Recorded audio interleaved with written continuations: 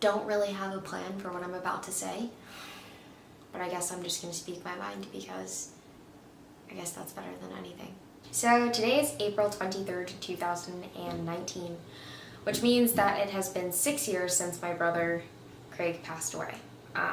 Craig is my older brother, and the last time he saw me I was 17 years old and he was 19 years old, and now I'm 23, which is crazy. Like, just aging for me is difficult because it's like I've celebrated more birthdays on Earth than he has, and it bothers me, you know? I always think about like who I was when he saw me last, like the person I was becoming and the person who knew me to be, and like I always wonder like if he would be able to recognize me because I'm so far from that person that I was then till now. Like, the impact of his death has really sent me down this dark road, and not really dark road as in like getting in trouble and doing stuff, but dark road as in depression, anxiety, like not really standing up for myself, just kind of letting things happen. I cried myself to sleep last night. I do that sometimes, just thinking about what could have been if he was still here. You know, the milestones that have happened that he should have been here for, like Claymore being born, Liam being born, me getting married, graduating from high school. Chloe is about to graduate now. Just so many stuff that it's like, why aren't you here, you know? And I know that he couldn't help it because nobody was fighting more than him to be here today. And like, I didn't want today to be a sad day. I just wanted to like think about good memories that I had with him. And Chloe came over today before work and she brought over his skateboard, and the trucks are so loose on his skateboard, but I was taking it for a spin. I almost fell off a couple times because I just need to like tighten them. I'm just not used to everything being so like loose, but don't worry, I'll tighten it up. But it was really cool. His skateboard's been at mom and dad's place, and they've recently moved, so everything is getting like moved around and stuff, and I have a decent amount of Craig's stuff, and I like wear his clothes, and I'll like look through all of his keepsakes and stuff. So there's this box that I was going through today, this little tiny box of all these like little trinkets and stuff. Some things that he collected and some things that I did, and some of my stuff that he would wear and some of his stuff that I would wear, like little bracelets and rings and stuff like that. My grandpa, the only grandpa that we ever had, he passed away the year after Craig passed away. We have another grandpa, but like we never knew him. So Grandpa Philip was like enough grandpas for like 1,000 grandpas.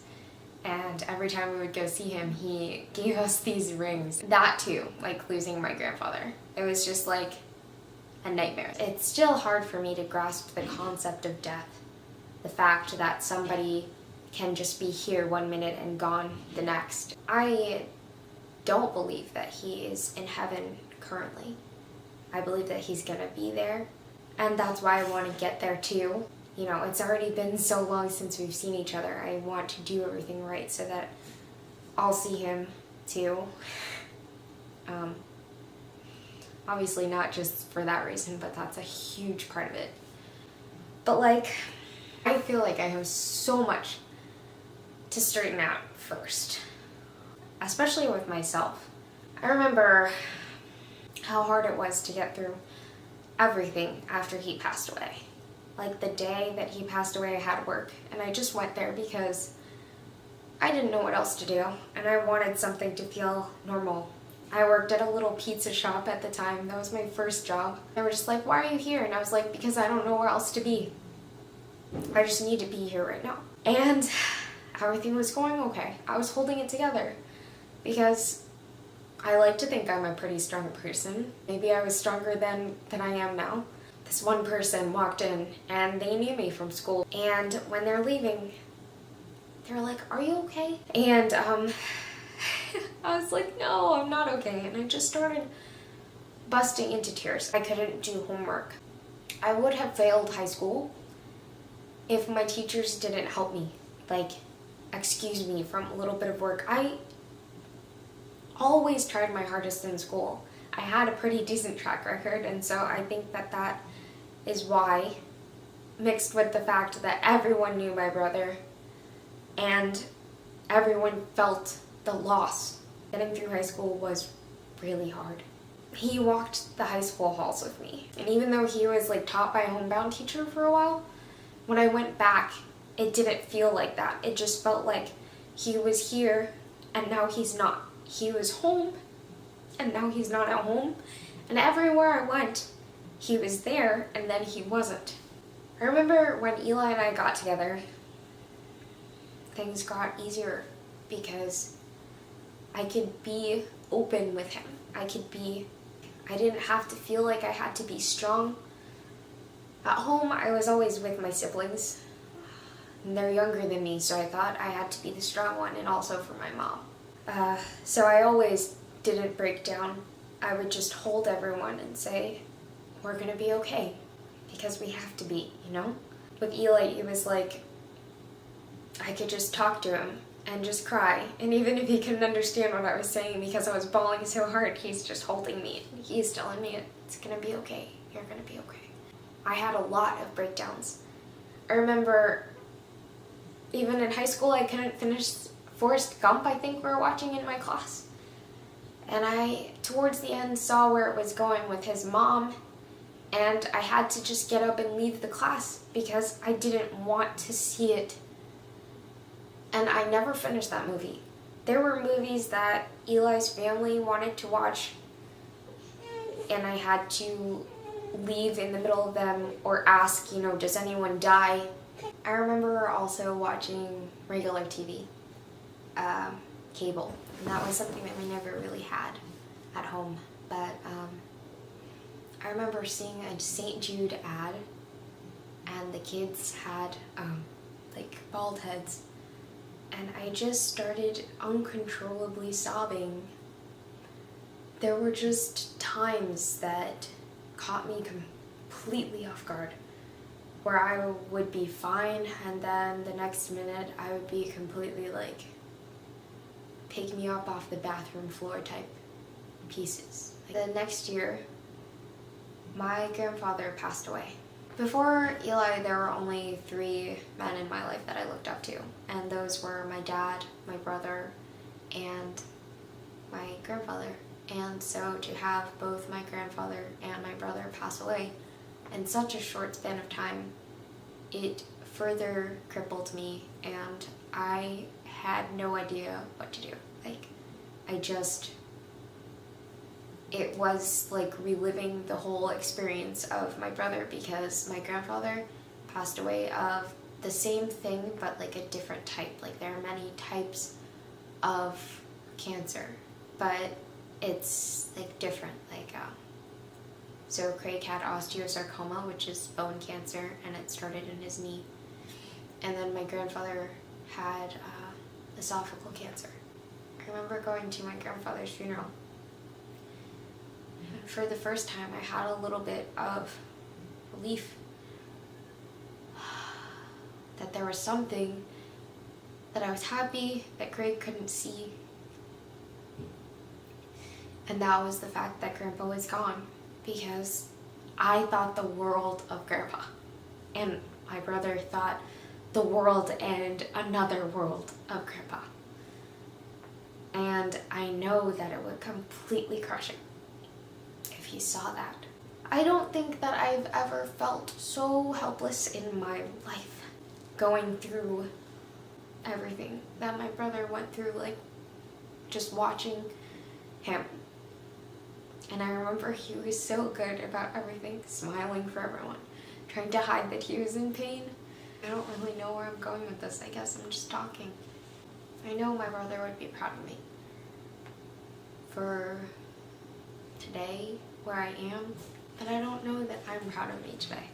I haven't been making my own decisions for 6 years. I got in this mindset where I didn't want to lose anyone else. I didn't care who they were if I didn't talk to them that much or anything, or if they were not thinking about my best interest or didn't really care about me that much. I just didn't want to lose anyone, and so I tried my best to keep everyone happy. I allowed myself to be convinced to go to college even though I knew I needed a break because I was in such a bad place. And then I messed up in college. I mean, I didn't fail out, but I should have waited. It was my job to make everyone happy while they were here, at the expense of my own self, at the expense of my little family that was just growing. I allowed people to choose things for me that I should have chosen for myself. I didn't stand up for myself. It was like, it's better that I take a loss and that person take a win because I'm strong enough to handle it. And I kept on going like, I'm strong enough to handle it. I'm strong enough. I'm strong enough. I'm strong enough. I'm strong enough. And then one day it hits you that you are not strong enough and you are borrowing everybody else's strength and you have completely run out. And all you're left with is anxiety and darkness and depression because you let the whole world walk all over you and you never did a single thing about it. You let somebody take the place of your sister at your graduation. You let somebody take the place of your sister in the birth room for her nephew. You let somebody decide how to raise your child for the first year of birth, so much so you didn't even feel like that child's mother. You just felt like a surrogate. And I just kept on letting things happen. I feel like I have been putting my life in autopilot and just kind of cruising through it. It's no way to live at all. I feel like I've been playing around and I've been messing with the time that I have been given. I've been allowing other people to dictate how I should live my life and I shouldn't anymore. I was watching this interview by Billie Eilish today. She said you can't let the pressure get to you because if everyone on earth just died today, that would only be me. And I would have to live with what I have done and not done, and I'd have to live with the crap that I did that I didn't want to do, but I did because other people wanted, and they're not even here anymore. So basically, I've been self-reflecting all day today. Is this where I want to be today? Am I the person I want to be? Am I who I am? And yeah, I've taken steps to the right direction, but I've been taking baby steps. And I'm not saying that I can get up tomorrow and leap to the moon, but I'm sure as hell gonna try. YouTube is something that I should have started a long time ago. I'm sure my brother would probably knock me aside the head and say, like, how come you didn't start it sooner? But also tell me that, what am I doing because I'm just messing around. I am afraid to put out the content that I really want to put out. It wasn't supposed to be this way. It was supposed to be us together. We had this plan when I was younger. I got my first camera and that's the first time we started talking about YouTube. We were talking about raps. It was a terrible rapper. I'm just gonna say, like, every couple stanzas he would say, like, if he was freestyling. I was actually pretty decent at freestyling. It made me really nervous to the point where I felt like I was gonna throw up. But when he would freestyle, every couple lines he'd be like, so you know I'm gonna say, so you know I'm gonna say, like, he would sing it a couple times, and like, I was terrible at beatboxing. And so it went well together because I was good at one thing, he was good at the other thing. I remember the first rap that we performed together in front of people, like publicly, was at a poetry slam, and we performed this rap that I wrote called How It Began. And I think that it's appropriate for this to be the first rap song, like me song, that I put out because it was our first song that we did together in public. And I was thinking for a while about what beat I should use, and then I thought, I feel like I should do this one without a beat. Nothing is gonna be the same as him being there and beatboxing for me. So this is gonna be the kickstart for me. Follow my dreams even if he isn't there to be a part of it, like I wanted him to be. And I have to stop holding myself back because everybody around me deserves better than that. My kids, my husband, they deserve the me that I want to be. Because if you're not the person you want to be, everyone feels it. There's this other thing that I saw today. And it said, don't be my peace. Be at peace with yourself so you don't disturb my peace. So I remember when we rapped this song, I completely messed up. Craig's beat was perfect. But it was like a last minute thing. It was like, you know, hey, let's go up there really quick and do this. And I was like, okay. Like, he was just like, I know you got something. I know you've written something. Let's go do it. And I picked a song. I had it written down on my phone. And I wasn't looking at the phone because I knew it out of my head. And then when it came to the end of the rap, the phone light like shut off. And then like all of a sudden I started to panic and I forgot the last 4 lines completely. So, anyways, now I'm pretty sure I have it down pat, and also there aren't 100 people staring at me, so this one's for us. A lot of people don't like rap, including me. I started out writing poems for my family.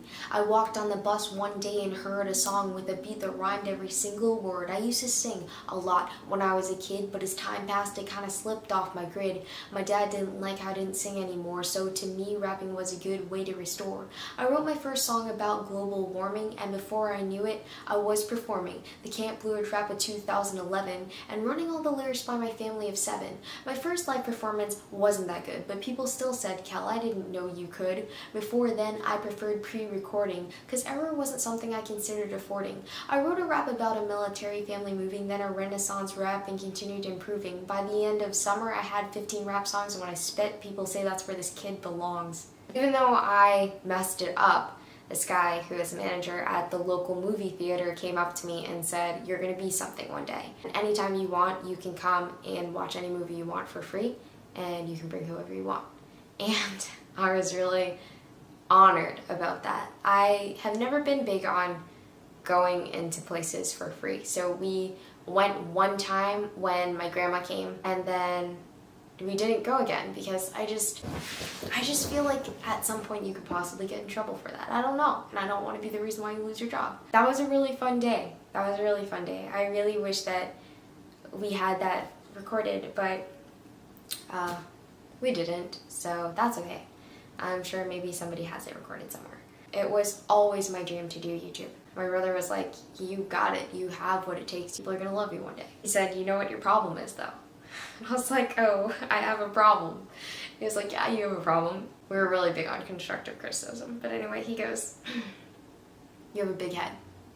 And I was like, seriously? I have a big head?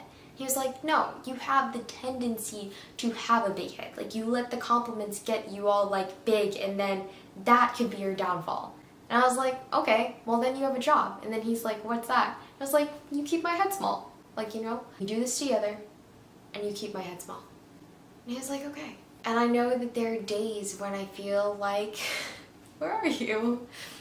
Where are you? You're supposed to keep my head small, you know? And we were like 14 and 16 at the time. So, our language was weird, and that was kind of verbatim. But anyways, I remember that like vividly. And today I feel different. Like, I feel like, okay, you're gonna do this now. You've got this now. You know, my guidance counselor said that sometimes it just helps to lay a blanket down by their stone and talk to them. And I always thought it wouldn't work for me because I don't believe that he can hear me, but it does help, even though I don't believe that he can hear me. It helps to know that I'm not forgetting him, and that even if he can't hear me, I'm still talking to him, and I'm still thinking about him, and I still have so many things to say. And so I feel better today, because today I feel like different. And I can't explain why or exactly how. But I guess the first step is becoming the person that I want to be, not the person that anyone expects me to be, but the person that I have wanted to build for a while. And I know that there isn't going back. Like, I'm not trying to go back to the girl I was 6 years ago. I am trying to move forward into a better person. And I'm going to do some writing. Because writing is something I haven't been really able to do in a while. I used to write something every day. And I've been blocked because I felt guilty doing this without my brother. And I think it's time to stop feeling guilty. And instead of feeling guilty, I should feel like I'm doing this for us, which is what I want to do. Maybe when midnight comes, I'll start bawling my eyes out again, but for this particular moment, I'm going to be okay. And I'm going to start. Because I've been given some time. And I don't know how much time that is. None of us really do know how much time we have. But I can't waste it anymore. So thank you for watching, and you will see me soon.